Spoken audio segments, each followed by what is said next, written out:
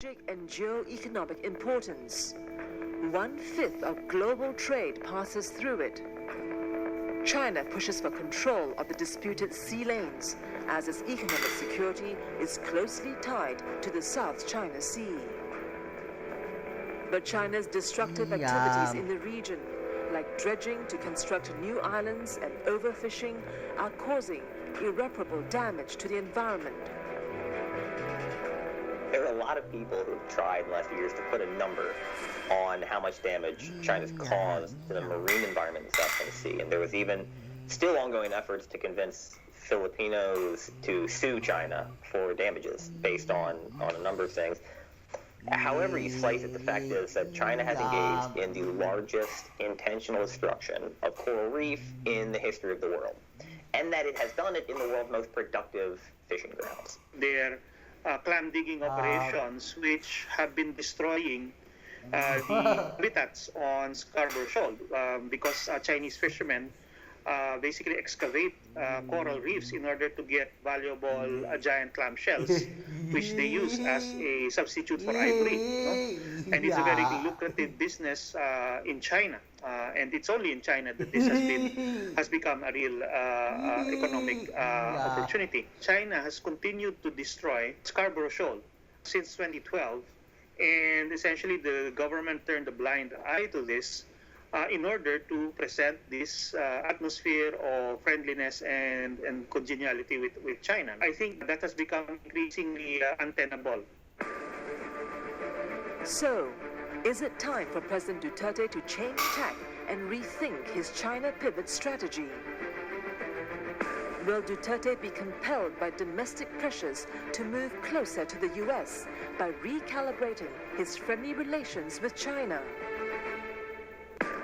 So it has been a shambolic Chinese policy by Duterte. In theory, it makes sense for us to play the superpowers against each other and get concessions from both sides. Most Southeast Asian countries have been doing that. But that presupposes one thing. That presupposes strategic coherence and strategic maturity, if not astuteness. And that's exactly what we don't see in President Duterte. I think he has already slightly recalibrated his policy during the pandemic. We've noticed that with the, reversing his early decision to cancel the U.S. Security Pact, Visiting Forces Agreement. But we've also seen him make comments about, joint oil and gas exploration with China, being positive about that. It's hard to say this is a total recalibration. If his poll numbers start to dip slightly, he would take a more robust position towards China. If his poll numbers are high, as they are right now, then he tends to, revert to his more sort of ideological, natural position of being very pro-China. I think the posturing will continue. He really will not be able to convince the people that his China policy has produced tangible benefits at this point. That's why he's still hoping that China would provide the Philippines with free vaccines for COVID-19. I think that's his last card that he can play in order to salvage his China policy.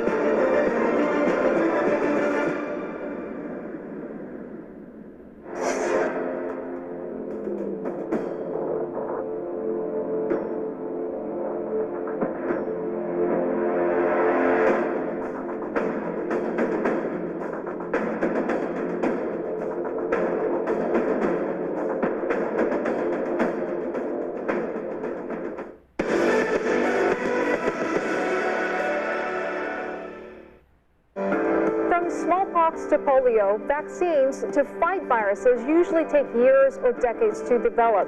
For COVID-19, it's happened in mere months. In the final installment of our in-depth series, we'll take you through what's been a dramatic year for science and human history. That's the pandemic 1 year on, a CNA TV and CNA 938 special report right here on Asia First.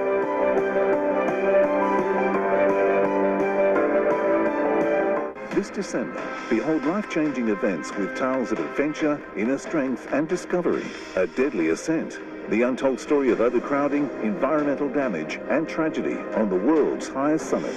Strangers in My Head. Follow the stories of individuals searching for their place in society amidst their struggle with mental health issues.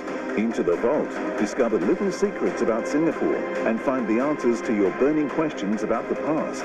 This December on CNA.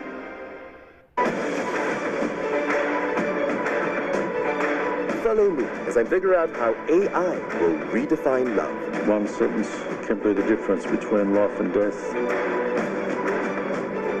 The COVID-19 pandemic is one of the worst crises humanity has ever seen. It's so beautiful. Once you stay more than 1 year, you will love this island. Asia First will be following the ramifications of the result. Future of law enforcement lies in technology. In a world that's got so many perceptions of what is beautiful, I am who I am. I only have one goal in mind, to keep the child safe. Discover how this virus will change the way we live.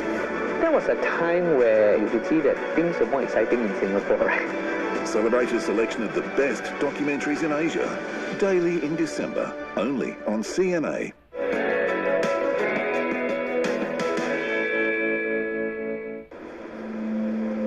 In Hong Kong, suicide is one of the biggest killers for young people.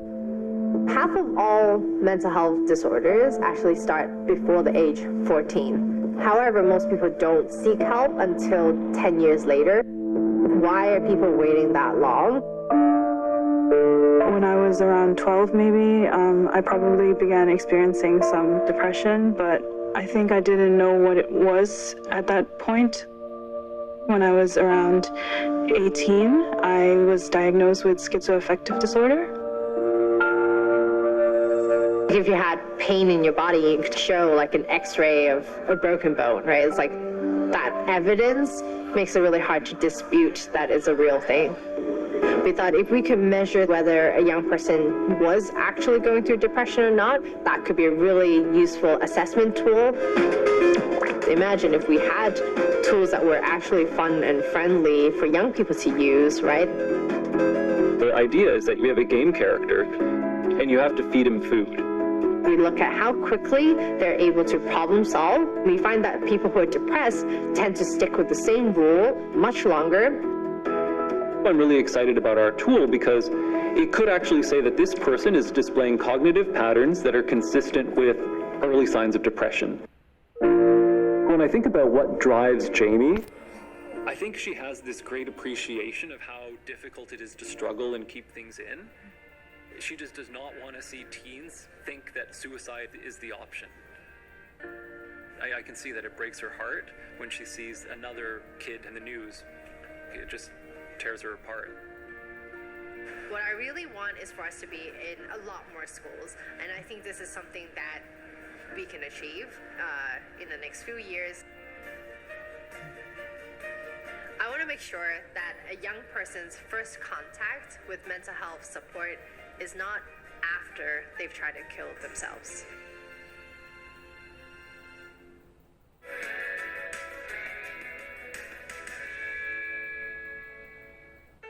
A reminder of China's past, glorious, majestic, powerful.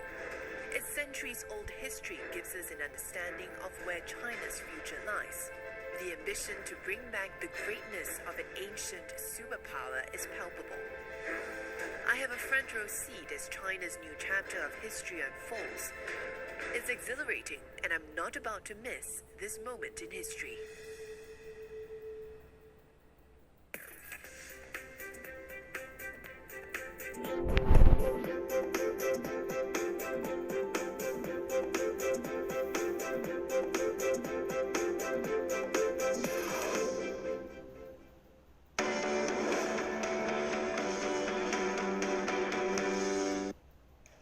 This is Singapore Tonight.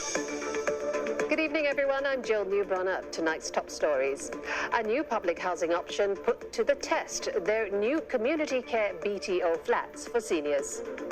Cruises to nowhere to continue after yesterday's false COVID-19 case on board the Quantum of the Seas. The upside of the pandemic, nearly 6,700 opportunities available in the health sector, and job training is provided. Delays due to COVID-19 pose a serious setback for electric vehicle companies hoping to expand their business.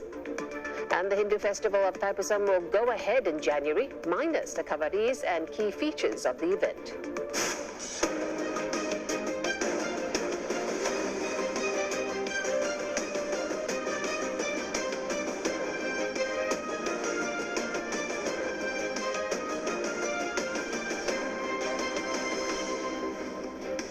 I'm Steve Lai. In the region tonight, South Korea scrambles to turn shipping containers into hospital beds as COVID-19 cases spike.